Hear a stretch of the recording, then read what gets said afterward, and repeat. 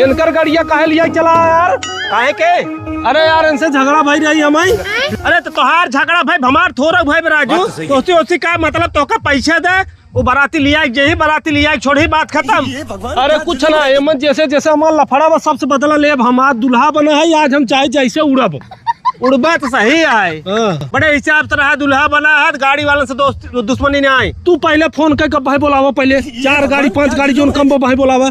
रुका देखी कहाँ तक पहुँची। हाँ बोला मजाक ना कर समझे दूल्हा है आज हम फुल फॉर्म में है। रामदीन कहाँ पहुँची रो गाड़ी है? अच्छा जाम में बातें। अरे यार जाम ना बोलोरो हम गाड़ी के लेके आवे समझा उड़ाई के लेके आवे हम कुछ नहीं जानी बात करत है। हेलो दिन भाई गाड़ी लेके लवट जाए ना ठहने घर पे। अरे यार लवट कैसे दे पैसा दे तो है ना पैसा दे ना तो बाबा कुल गाड़ी लेके चला जा जिन के हाथ है।